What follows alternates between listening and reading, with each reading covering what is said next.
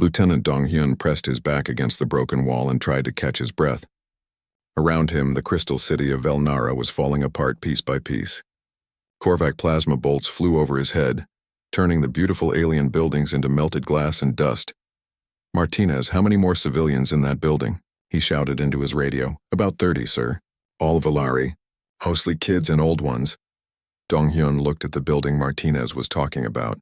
It was shaped like a giant seashell, made from some kind of blue crystal that the Valari grew instead of building with metal and stone. The Korvac were shooting at it with their big guns. Soon it would fall down and everyone inside would die. "We're going in," Dong-hyun said. "Rodriguez-Chen with me. Everyone else, keep those Korvac busy." The 3 human Marines ran across the open street. Korvac energy blasts hit the ground around their feet, making the crystal road crack and smoke. Dong-hyun had been fighting these aliens for 6 months now, ever since Admiral Jamin's fleet had arrived in the system. The Korvac were tough enemies. They were bigger than humans, with thick gray skin and too many teeth. They loved fighting and hurting others. They thought that being strong gave them the right to kill anyone weaker. Dong-hyun and his team reached the shell building just as a big piece of the wall fell down. Inside, they found the Valari huddled together in the center of the room. The blue-skinned aliens were holding each other and making soft singing sounds. It was how they dealt with being scared. "We're human Marines," Dong-hyun said, using his translator. "We're here to get you out." A young Valari female looked up at him. Her large eyes were full of fear. "The Dark Ones. They killed my parents. They said we were weak and useless." "You're not useless," Dong-hyun said. "And you're going to be safe. I promise." Getting 30 Valari out of a building while Korvac soldiers shot at them was not easy. The aliens moved differently than humans. They were taller and thinner, and they seemed to flow when they walked like they were swimming through the air. But they were not fast and they got scared easily.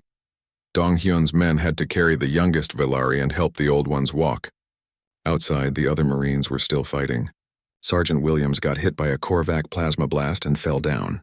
Dong-hyun saw him try to get back up, but there was too much blood. "Medic!" Dong-hyun yelled. But he knew it was too late. Williams had a wife and 2 kids back on Earth. Now they would get a letter saying he died fighting for aliens on a world they had never heard of. This happened a lot. Human soldiers died every day saving Valari they had never met. Sometimes Dong-hyun wondered if it was worth it. Then he would see a Valari child smile at him, or watch a Valari elder cry with happiness when his family was saved. And he would remember why they were fighting. 3 months into the war, Major Hee-jin got an idea. She was in charge of working with Valari volunteers who wanted to help fight the Korvac. At first, there were not many volunteers. The Valari were scared of violence. They had never had wars on their world. They did not know how to fight. But you can learn. Hye-jin told a group of young Valari in the underground caves where the refugees lived. "You know your world better than we do. You can go places we cannot go. You can help us save your people." A Valari named Velneth raised his hand. He was young, maybe the same age as a 20-year-old human. His blue skin had silver markings on it that showed he was from an important family. "Major Hee-jin," he said, "my people are not warriors. We make music and art. We study the stars and the deep ocean. How can we fight the Korvac when we do not understand violence?" "You don't have to understand it," Hee-jin said. "You just have to use it to protect the people you love."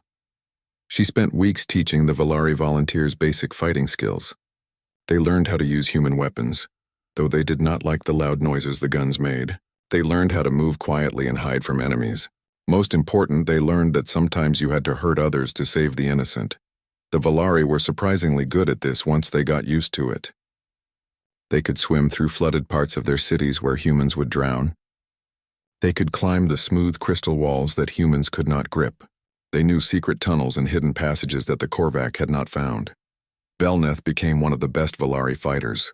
He could sneak up on Korvac soldiers and take them down before they knew he was there. He saved dozens of human Marines by warning them about Korvac traps. But Hee-jin noticed that something changed in his large eyes.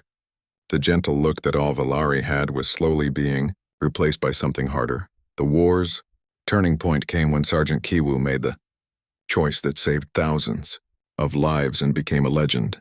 The Korvac had brought their biggest warship, a huge thing called the Deathbringer, into orbit around the Valari moon. On that moon was the largest Valari nursery colony, where they kept their eggs and raised their young. 50,000 baby Valari lived there with their teachers and caretakers. The Deathbringer was going to destroy the whole moon. "We can't let that happen," Admiral Jamin said during the emergency meeting. "But that ship is too big and too strong. Our weapons can't get through its shields." Sergeant Kaiwu was in the meeting because he had an idea that was completely crazy. "Sir," he said, "what if someone could get a small ship close enough to the Deathbringer to plant explosives inside it?" "The Korvac would shoot down any ship that got close," the Admiral said. "Not if it looked like a piece of space junk," Kiwu said. "Not if it looked like it was already broken and drifting." The plan was simple and terrible. Kiwu would take a small fighter ship and make it look like it had been damaged in battle. He would drift close to the Deathbringer, pretending to be dead. When he got close enough, he would fly inside the ship's hangar bay and blow up the main power core. Everyone knew it was a one-way trip. There was no way Kaiwu could get out alive.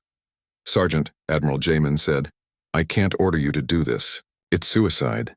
Kiwu looked at the pictures of the Valari nursery colony on the moon, baby Valari playing in crystal pools, teachers showing young ones how to sing the old songs, families living in peace because they thought someone would protect them. "Sir," Kiwu said, "I have a daughter back on Earth. She's about the same age as those Valari kids on the moon. If someone was going to kill her, I would want some other father to step up and stop it. That's all I'm doing." 2 hours later, Kaiwu's fighter ship drifted slowly toward the Deathbringer. The ship looked broken and dead, but inside, Kiwu was very much alive. He watched the massive Korvac warship get bigger and bigger through his window. The Deathbringer was the size of a small city. Its dark metal hull was covered in weapons. Kiwu could see Korvac soldiers moving around inside through the windows. They were getting ready to fire on the moon. "This is Kiwu," he said into his radio as his ship got pulled into the Deathbringer's hangar bay. "I'm going in. Tell my family I love them. Tell the Valari that some humans think they're worth dying for." The explosion that destroyed the Deathbringer could be seen from the planet below. It lit up the night sky like a new star. On the moon, 50,000 young Valari were saved because one human father decided they mattered as much as his own child. The war lasted 3 more months after that. The Korvac fought hard, but they had lost their biggest ship and their best leaders. Human and Valari forces worked together to drive them out of the system. The Korvac Empire, which had been strong for 1,000 years, fell apart when other alien races saw that someone could beat them. But the cost was terrible. 40,000 human soldiers died fighting for the Valari. 23 human ships were destroyed. 3 human colonies were left defenseless while their protection fleets fought in Valari space. Pirates attacked those colonies, and thousands more humans died. When the war finally ended, the Valari held a great ceremony in their capital city. The crystal spires had been rebuilt and the shell buildings gleamed in the sunlight. Millions of Valari came to honor the humans who had saved them. Elder Veltar, now older and more tired, stood before Admiral Jamin and the human survivors. "You came when we called," he said. "You fought when we could not fight. You died so that we could live. We name you our Star Guardians. We pledge that the Valari will never forget what humanity has done for us. We are friends forever." The ceremony was beautiful. The Valari sang songs they had written about human courage. They gave the humans gifts made from rare crystals and deep-sea pearls. They built monuments to remember the human soldiers who had died. Lieutenant Dong Hyun, now promoted to captain after so many of his officers had been killed, stood with the other survivors and watched the celebration. He thought about Sergeant Williams and all the others who would never see their families again. He thought about Kaiwu's daughter who would grow up without her father. "Was it worth it, sir?" asked one of his young Marines. Dong Hyun looked around at the millions of Valari who were alive because humans had fought for them. He saw Valari children playing games that their parents had thought they would never live to play. He saw old Valari teachers who could now pass on their knowledge to a new generation. "Ask me in 20 years, Dong Hyun said. "Ask me when we see what kind of people these Valari become." Captain Hansol stood on the bridge of the UES Resilience, staring at the star map that glowed blue in front of him. The ship moved quietly through space toward the Kepler 442 system. They had been traveling for 3 weeks now, following a signal that came from somewhere far away. The signal was weak and broken, but the words they could hear made everyone on the ship feel cold inside. "Help us. They are killing us all. Beautiful cities burning. Children hiding. Please, anyone who can hear this." The voice belonged to someone who was not human. The computer said the signal came from aliens. Real aliens. This was the first time humans had ever heard from another smart race in the galaxy. And they were asking for help. Hansel was 35 years old and had been in space for most of his adult life. He had seen pirates attack cargo ships. He had watched space stations explode from accidents. He had fought in the war against the Mars rebels 5 years ago, but he had never heard anything as sad as that alien voice calling out into the dark. "Captain," said Bora, walking up to him. She was the ship's commander for first contact missions. Her job was to talk to new alien races if they ever found any. "We're getting close to the system. The long-range scans are picking up something big." Hansel turned to look at her.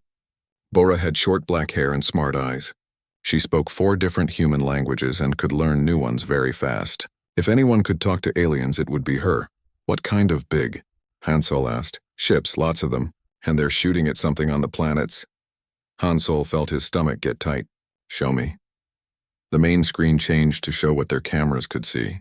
Far ahead of them, near a blue-green planet, there were hundreds of dark ships. They looked like big metal boxes with sharp edges. Red lights came from their weapons as they fired down at the planet below. Even from far away, Hansel could see explosions on the planet's surface. "My God," Bora said quietly. "They're bombing cities." Hansel pressed a button on his chair. "All hands, this is the captain. We're about to enter a war zone. Everyone get ready for anything." The Resilience was not a warship. It was built for exploring and meeting new races in peace. It had some weapons, but not many. The crew of 400 people were scientists, diplomats, and engineers. They were not soldiers. "Captain," called out Lieutenant Wu Jin from his station. "I'm getting another signal. It's stronger now. The aliens are still calling for help. Put it through the speakers." The bridge filled with a voice that sounded like music and water mixed together. The computer worked hard to translate the words into human language. "This is Elder Veltar of the Valari people. Our world is dying. The Korvac have come with their war machines. They destroy our cities and kill our children. We have no weapons to fight them. We are a people of peace. We build with coral and crystal. We make art and music. We have never hurt anyone. Please, if there is anyone out there who believes in helping others, we need you. Our beautiful home is burning." The voice stopped and the bridge was quiet. Hansel looked around at his crew. He saw the same thing in all their eyes that he felt in his heart. These Valari people sounded kind and gentle, and someone was trying to kill them all. "Captain," Bora said, "we need to go down there. We need to see what's happening." Hansel nodded. "Take us closer, but keep us hidden behind that moon. I don't want those Korvac ships to see us yet." The Resilience moved carefully through space until the planet filled their view. It was beautiful. The blue oceans were the color of perfect sky. The land was covered in cities that looked like they were made from giant shells and crystals. Tall towers twisted up toward the clouds like frozen water. Everything was smooth and curved, nothing sharp or ugly. But the Korvac ships were making it all disappear. Their bombs turned the crystal towers into dust. Their weapons made the shell cities crack and fall into the sea. Where once there had been beauty, now there was only smoke and fire. "There," said Wu Jin, pointing at the screen. "I see survivors." On the largest continent, groups of small figures were running away from the burning cities. They moved toward the water, trying to escape the bombs. But the Korvac ships followed them, shooting down at anyone who tried to run. "We have to do something," Bora said. Her hands were tight fists. "We can't just watch this happen." Hansel knew she was right, but he also knew they were just one ship. The Korvac had hundreds of warships. If the Resilience tried to fight, it would be destroyed in minutes. But maybe they didn't need to fight. Maybe they just needed to get close enough to help some of the Valari escape. "Bora, get ready to take a small team down to the planet. We're going to try to save some of them." "Yes, sir." 20 minutes later, Bora sat in the pilot seat of a small shuttle with 5 other crew members behind her. Dr. Mi Young was with them. She was the ship's expert on alien life. If they were going to meet the Valari face to face, they would need her help. The shuttle was small and fast. It could sneak past the big Korvac warships if Bora was careful. She flew it down through the planet's atmosphere, hiding behind clouds and staying low over the water. They found a group of Valari on a beach near what used to be a great city. The aliens were easy to see because their skin was light blue and seemed to shine a little. They were tall and thin with long arms and legs. Their faces were smooth and their eyes were very large. They looked scared and sad. Bora landed the shuttle on the sand. When she opened the door, she could smell smoke from the burning city. She could hear the sound of Korvac weapons firing somewhere far away, and she could hear the Valari making soft crying sounds. "Hello," Bora said, using the computer to translate her words into their language. "We are humans. We heard your call for help. We want to help you." An old Valari stepped forward. His skin was more gray than blue, and his large eyes had tears in them. "You came," he said. "I am Elder Veltar. I sent the messages into space. I did not think anyone would hear us, and we heard you," Bora said. "We're going to get you away from here." Veltar looked at the shuttle, then back at the burning city. "But there are so many of us. And the Korvac. They have been hunting us for months. They say we are weak and do not deserve to live. They take our cities and kill anyone who will not work for them." Dr. Mi-young stepped forward. "We're part of a bigger human fleet. There are ships coming that can fight the Korvac. But first we need to get you and as many of your people as possible to safety." "A fleet?" Veltar's eyes got bigger. "You would fight for us? But you do not even know us." Bora looked at this gentle alien who had lost everything but still worried about strangers fighting for him. "We know enough. You asked for help. That's all we need to know." They spent the next hour loading as many Valari as they could into the shuttle. The aliens were scared but grateful. They spoke softly to each other in their musical language. Some of them touched Bora's hand and said words that the computer translated as "thank you" and "star blessing."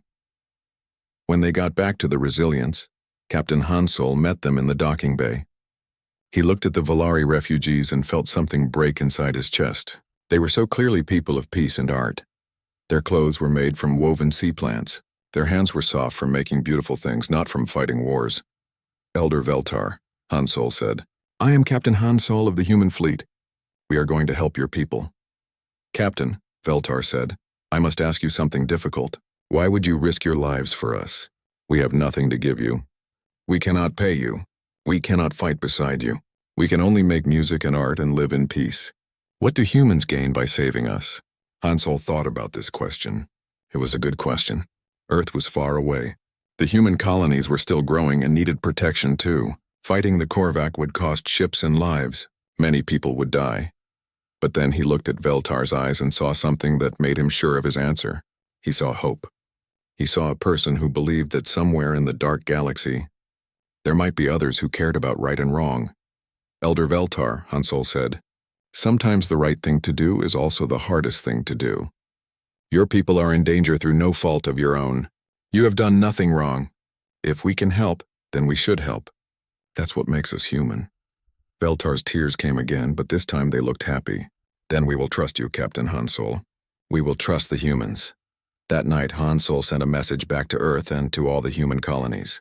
He told them about the Valari and the Korvac. He told them that a peaceful race was about to be wiped out. He asked for ships and soldiers and weapons. The answer came back 3 days later. Admiral Jamin himself would come with the Third Fleet, 50 warships and 20,000 Marines. They would fight for people they had never met, in a place far from home. Hansol stood on the bridge and looked out at the stars. Soon this quiet space would be full of human ships ready for war. Soon young men and women would die fighting for aliens they had never seen before. But it was the right thing to do. And sometimes that was enough. Captain Subin walked through the corridors of Defense Station Harmony and felt like something was wrong. She had been the commander of this space station for 2 years now, ever since Admiral Jamin had retired. The station orbited the Valari homeworld and was supposed to protect both humans and Valari from any new threats. But lately, the Valari had been acting strange. 10 years had passed since the war against the Korvac. 10 years since 40,000 human soldiers had died to save the Valari people. Subin had been a young lieutenant then, serving on one of the ships in Admiral Jamin's fleet. She remembered watching the crystal cities burn and seeing Valari refugees crying with gratitude when human Marines rescued them. Now things were different, very different. "Captain," said Lieutenant J. Young, hurrying up to her with a data pad in his hands. "The Valari trade delegation is here for the meeting, but they're demanding we change the terms again." Subin sighed. This was the 3rd time this month that the Valari had wanted to change their trade agreements with humans. Each time they wanted better deals for themselves and less favorable terms for the human colonies. What do they want now? she asked. They want exclusive rights to mine the asteroid belt in the Kepler 442 system. They're saying that since it's their home system, they should control all the resources in it. Subin stopped walking. The asteroid belt was full of rare metals that both humans and Valari needed for building ships and space stations. The current agreement let both races mine there equally. Did they forget that human ships patrol that area to keep it safe? Did they forget that we're the ones who cleared out the Korvac mines that were left there? I don't think they care about that anymore, Captain, Jae Young said quietly. The meeting with the Valari delegation was held in the station's main conference room. Subin sat across from 3 Valari officials, including one she recognized. Velneth had been a young volunteer fighter during the war. Major Hyejin had trained him personally. Now he was older and wore the fancy robes of a Valari government minister. Velneth, Subin said, using the translator device even though she knew he could speak some human languages. It's good to see you again. How is your family? They are well, Captain Subin, Velneth replied, but his voice was cold. Nothing like the grateful young alien she remembered from the war. I hope we can resolve this trade matter quickly. The Valari Council has other important business to attend to. Subin felt a chill in her chest. Of course. But I have to ask, why do you want to change agreements that have worked well for both our peoples for 10 years? The eldest Valari in the group, a female named Velsara, spoke up. Captain, the Valari have grown since the war. We are no longer the helpless people we once were. We have learned to be strong. We have learned to take care of ourselves. It is time for us to control our own destiny. But these agreements help both of us, Subin said. Human technology helps your people, and Valari knowledge helps our colonies. We're stronger when we work together. Velneth leaned forward. Captain, we appreciate what humans did during the war. But that was 10 years ago. The galaxy has changed. We have changed. We need to think about what is best for the Valari now, not about old debts. Old debts. Subin felt anger rise in her throat. 40,000 human soldiers dead was not an old debt. It was a sacrifice that should never be forgotten. But she kept her voice calm. I understand that you want what's best for your people. We want the same thing, but surely we can find a way to work together that benefits everyone. The meeting went on for 3 hours. In the end, the Valari got most of what they wanted. Subin agreed because she did not want to create problems between their peoples. But as she watched the Valari delegation leave, she wondered when they had stopped being allies and started being strangers. That night, Subin met with Ambassador Wu Jin in her office. Wu Jin was an old man now with gray hair and tired eyes. He had been working with the Valari since first contact back when Elder Veltar was still alive. They're not the same people we saved, Wu Jin said, sitting heavily in his chair. Something has changed in their culture. Something fundamental. What do you mean? Subin asked. Wu Jin pulled up files on his tablet. I've been studying their schools, their media, their government speeches. Captain, they're teaching their children that the war was different than what really happened. Different how? They're saying that the Valari were only weak because they had never faced a real challenge before. They claim that once they learned to fight, they did most of the work in defeating the Korvac. They're downplaying the human sacrifice and emphasizing their own strength. Subin stared at the files. In the Valari history books, human soldiers were mentioned, but only briefly.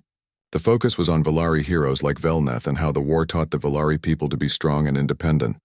This is not what happened, Subin said. I was there. I saw Captain Donghyun's Marines die saving Valari civilians. I saw Sergeant Kiwu sacrifice himself to save 50,000 Valari children.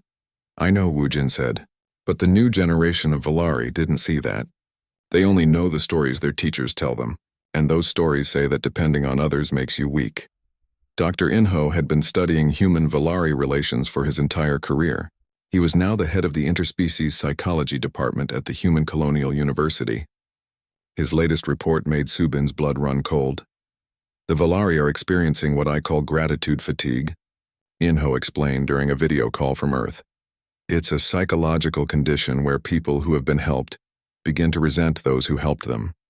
They feel embarrassed by their past weakness and start to rewrite history to make themselves feel better.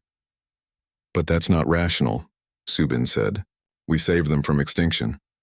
Humans aren't always rational either, Captain. Think about it from their perspective. For thousands of years, the Valari saw themselves as a wise, peaceful people. Then the Korvac came and showed them how helpless they really were. That was traumatic. Now they're trying to rebuild their self-image as a strong, independent race. Acknowledging human help makes that harder. Subin thought about this. She remembered how grateful the Valari had been right after the war. But she also remembered something else. She remembered the look in Velneth's eyes when Major Heejin taught him how to kill. The gentle, artistic Valari had learned violence, and it had changed him. "There's something else, Captain," Dr. Inho continued. "Intelligence reports suggest the Valari are building military technology specifically designed to counter human ships and tactics." "What kind of technology?" "Weapons that target the weak points in human ship designs. Shields tuned to deflect human plasma weapons. Combat computers programmed with data from the war, showing them how humans fight." Subin felt sick. "They're preparing to fight us. It looks that way. The question is why." The answer came 3 months later, when intelligence officer So Young brought Subin a recording that had been secretly made at a Valari government meeting. "This is from last week," So Young said. "One of our contacts in the Valari civilian government managed to get it to us." The recording showed Velneth speaking to a room full of Valari officials. His words, translated by the computer, made Subin's hands shake with anger. "Fellow Valari," Velneth was saying, "we have learned much in the 10 years since the war. We have learned that the galaxy is a dangerous place where only the strong survive. The humans taught us this lesson, even if they did not mean to." Another Valari asked, "But Minister Velneth, did not the humans save us? Should we not be grateful?" Velneth's laugh was not pleasant. "The humans did not save us out of kindness. They saved us because they wanted to control this sector of space. They wanted us to be their grateful little pets, dependent on them forever. But we are not pets. We are Valari. We are strong. What about the human soldiers who died for us?" asked an older Valari. "They died for their own purposes, not for us," Velneth replied. "And their deaths taught us the most important lesson of all. In this galaxy, you must be willing to kill or you will be killed. You must be strong or you will be destroyed. The humans showed us this truth and now we will use it." Subin turned off the recording and sat in silence for a long time. Finally, she looked up at So Young. "How widespread is this thinking?" she asked. "Pretty widespread, Captain. The younger Valari especially believe it. They've been taught that dependence is weakness and that gratitude is just another form of slavery." Subin thought about all the human families who had lost sons and daughters in the war. She thought about the colonies that had been left defenseless while their protectors fought for strangers. She thought about Sergeant Kiwu's little girl who had grown up without a father because he thought Valari children were worth saving. "Set up a meeting with the current elder," Subin said. "I need to talk to someone in charge." The meeting with Elder Velkaran was held on the Valari homeworld, in the great crystal palace that had been rebuilt after the war. Subin took a shuttle down to the planet with Ambassador Wu Jin and a small security team. The crystal city was more beautiful than ever.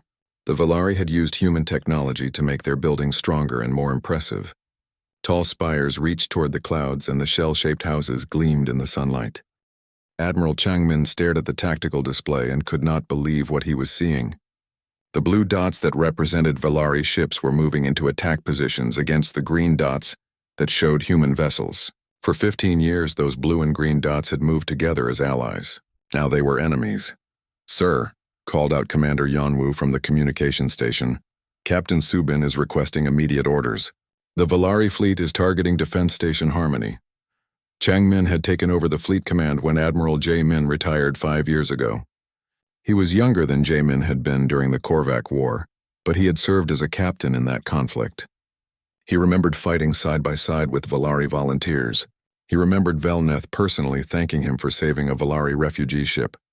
Now that same Velneth was leading the attack against them. "All ships. This is Admiral Changmin," he said into his communicator. "We are under attack by Valari forces. This is not a drill.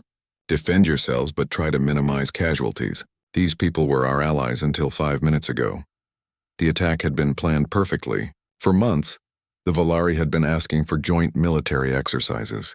They said they wanted to practice defending their system against new threats like the rising Shard Dominion and the Nethys Collective. The humans had agreed because they thought it was smart to train together, but it was all a trap. The exercise was supposed to simulate a Korvac-style invasion. Human and Valari ships were spread out across the system, pretending that enemy forces were attacking from multiple directions. The human ships were far from each other and far from their base at Defense Station Harmony. Then, at exactly 1400 hours, every Valari ship in the system opened fire on their human allies. Captain Subin's voice came over the radio from Defense Station Harmony. "Admiral, we've lost 3 escort ships already. The Valari are using weapons specifically designed to penetrate our shields. They know exactly where to hit us." Changmin felt sick. Dr. Inho had been right. The Valari had been preparing for this for years. They had studied human ship designs, human tactics, and human weaknesses. They had used the knowledge gained from years of friendship to plan the perfect betrayal.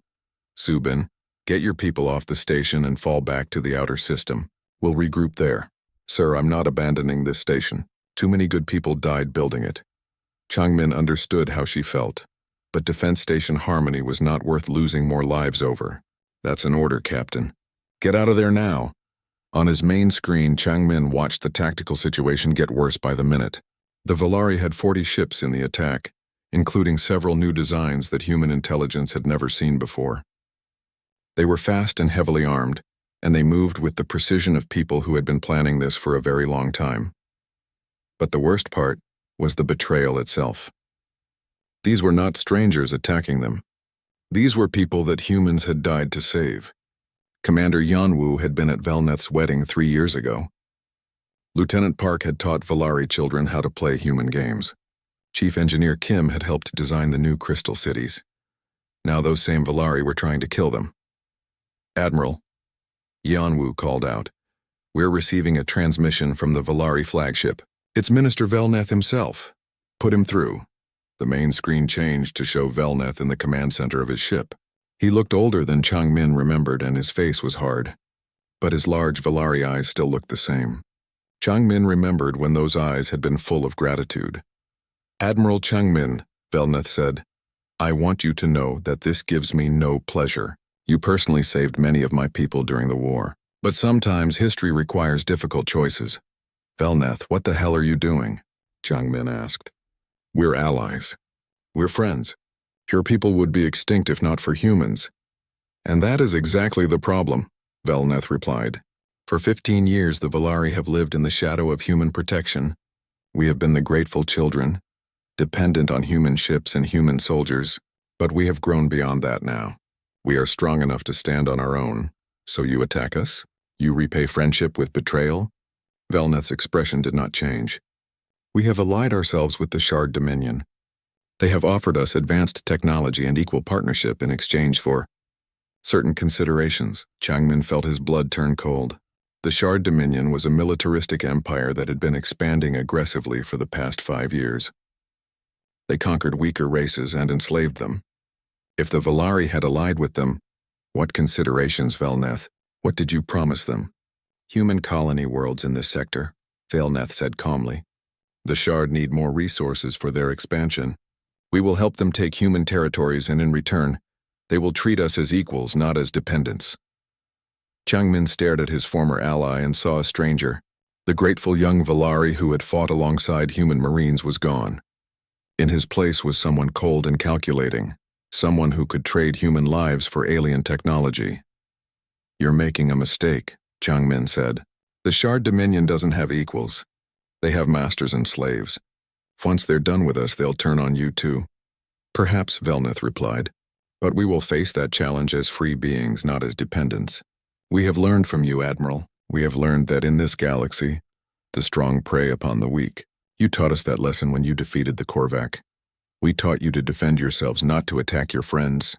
You taught us that survival requires strength," Velneth said. "And that strength must be used or it is meaningless. Goodbye, Admiral. I hope some of your people survive what comes next." The transmission ended. Changmin stared at the blank screen for a moment, then turned back to the tactical display. 3 more human ships had been destroyed while he was talking to Velneth. "All ships," he commanded. "Forget about minimizing casualties. These are enemies now. Fight to win." The battle raged for 6 hours. Human ships were scattered across the system and caught off guard. But they were tough and their crews were experienced. Captain Hanwu of the destroyer Fierce Wind managed to ram his damaged ship into a Valari cruiser, destroying both vessels. Lieutenant Sung Ho led his squadron of fighters in a desperate attack that took out the Valari flagship's weapons.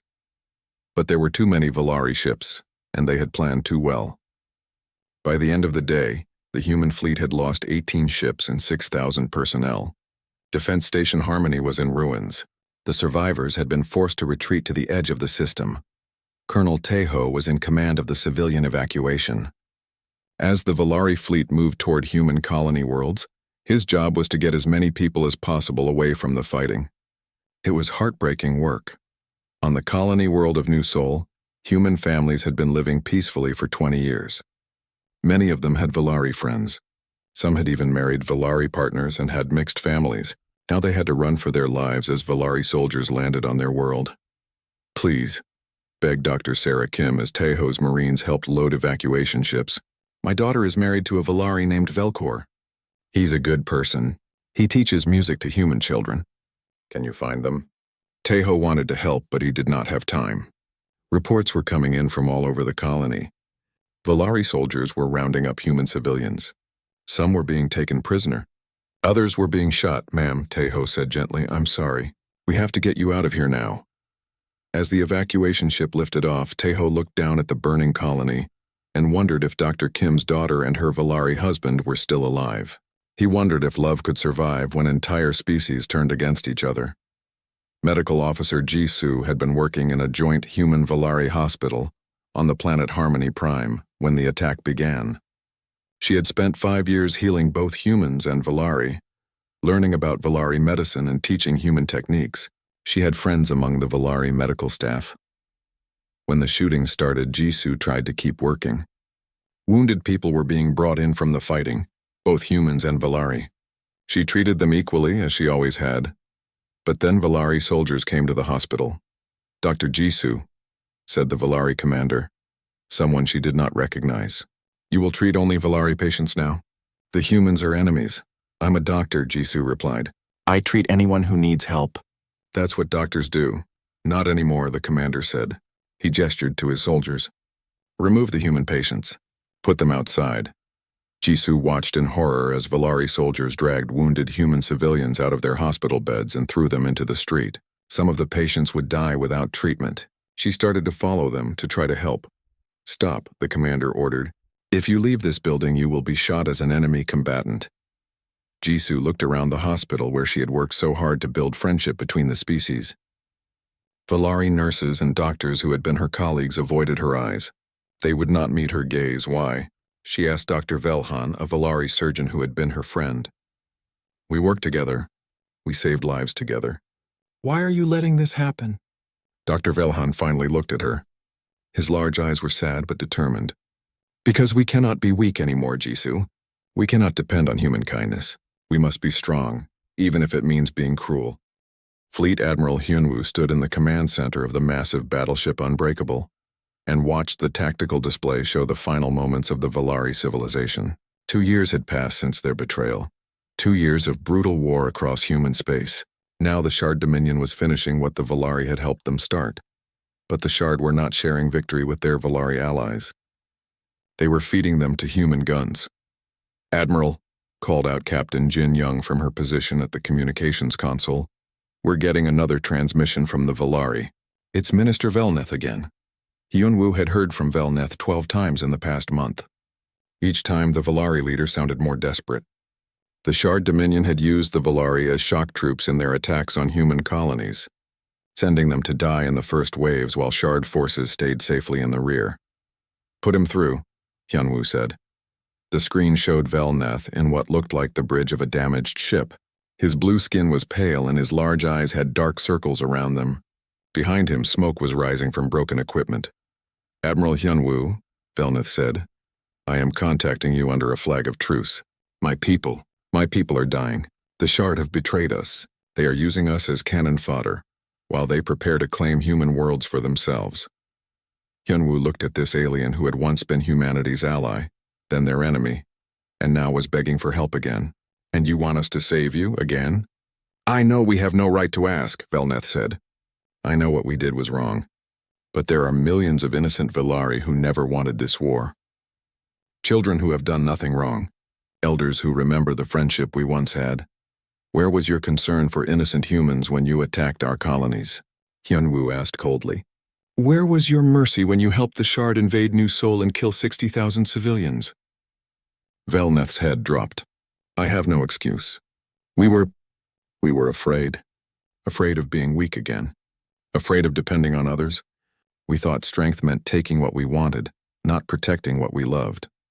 Agent Mincio, who had been monitoring Shard communications, handed Hyunwoo a data pad. The information on it made his decision much easier. Velneth, Hyunwoo said, we know what the Shard are planning. They're going to use your remaining ships in one final attack on Earth itself. They expect all of you to die in the assault, and then they'll move in to claim the victory. You've served your purpose. Now they're throwing you away. Yes, Velneth whispered. That is exactly what they plan to do. Admiral, I am not asking you to forgive us. I am not asking you to trust us. I am only asking you to remember that not all Valari chose this path. Hyunwoo thought about this request. Intelligence reports showed that the Valari military leadership had driven their people into this war, but many ordinary Valari had opposed it. Some had even tried to warn human colonies about attacks. They had been imprisoned or killed by their own government for their efforts. What do you want me to do? Hyunwoo asked.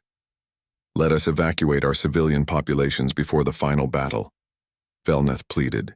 Give us time to get the non-combatants to safety, then we will face whatever judgment we deserve. Dr. Seung-hwan had been listening to the conversation from his position as the fleet's strategic advisor. He was an older man now, with gray hair and lines on his face from years of thinking about impossible problems.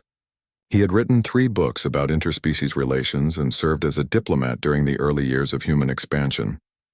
Admiral, Dr. Seung-hwan said quietly, I believe we should consider a different approach. What kind of approach, Doctor? The Guardian's Protocol. Hyunwoo had heard Dr. Seung-hwan talk about this idea before. It was a new philosophy for how humanity should deal with other species in the galaxy. Not as friends or enemies, but as something else entirely. Explain, Hyunwoo said. Dr. Seung-hwan activated a display that showed the current positions of all forces in the system. Admiral, we have the power to end this war decisively. Our new ships and weapons are more advanced than anything the Shard or Valari have. We could destroy both fleets and take control of this entire sector. That's what I plan to do, Doctor. But what then? Do we occupy Valari space? Do we try to rebuild their government? Do we spend the next 50 years trying to turn them back into allies? We tried that approach once and it led to betrayal. Hyunwoo nodded. The cost of the Valari betrayal had been enormous. 7 human colony worlds attacked. Over 200,000 civilians killed and the trust between species shattered across the galaxy. So what do you suggest? We implement the Guardian Protocol, Dr. Seung-hwan said. We protect innocent life, but we do not try to build relationships. We do not expect gratitude. We do not stay to help rebuild. We simply stop the killing and leave. Lieutenant Da-yoon stepped forward from her position at the tactical station. She was the daughter of Sergeant Kiwoo, the hero who had died saving 50,000 Valari children during the Korvac War. She had joined the fleet specifically to serve in this conflict. Admiral, Da-yoon said, my father died believing that the Valari were worth saving.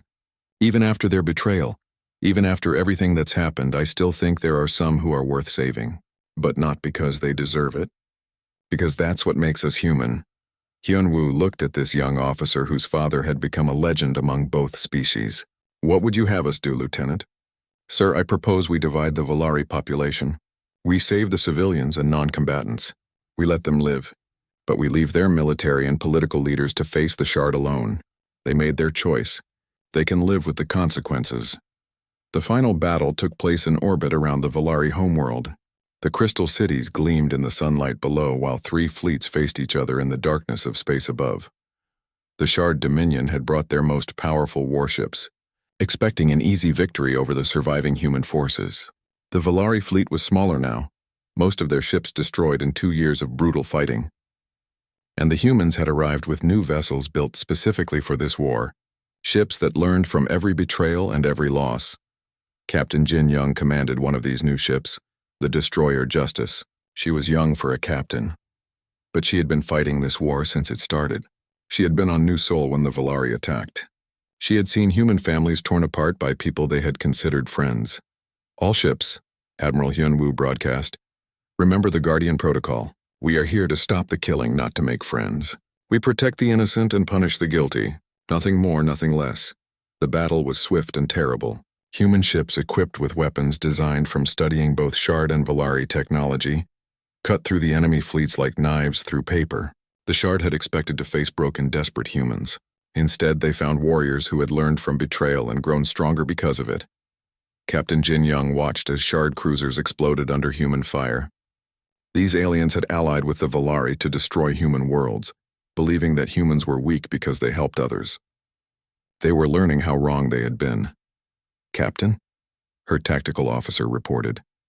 "The Valari flagship is requesting permission to surrender." "Denied," Jin Young said coldly. "They chose their side. They can die with it." But even as the battle raged, human ships were also moving to protect Valari civilian transports that were trying to escape the fighting. The Guardian Protocol meant saving innocent life, even if that life belonged to people whose leaders had betrayed humanity.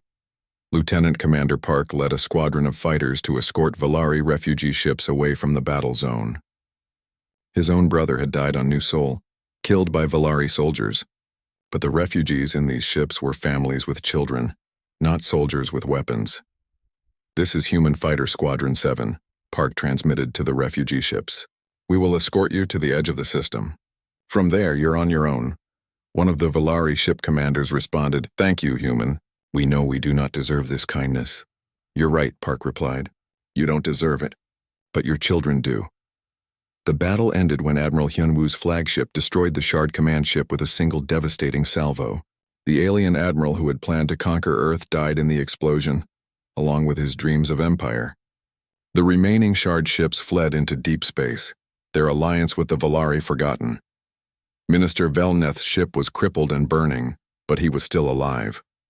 Hyunwoo received one final transmission from the Valari leader as human marines prepared to board his vessel. "Admiral," Velneth said, "I want you to know that you have taught us the final lesson. Strength without honor is just cruelty. Power without mercy is just evil. We learned to fight, but we forgot to remain worthy of the lives we were fighting for." "It's too late for wisdom, Velneth," Hyunwoo replied. "Your people will survive, but you will not lead them. The age of Valari independence is over." "I understand. But Admiral, will you tell the galaxy what really happened here? Will you tell them that humans could have destroyed us all but chose to save the innocent? Will you let them know that humanity's greatest strength is not its weapons, but its refusal to become what its enemies are?" Hyunwoo thought about this request. In a few hours, the story of this battle would spread across the galaxy.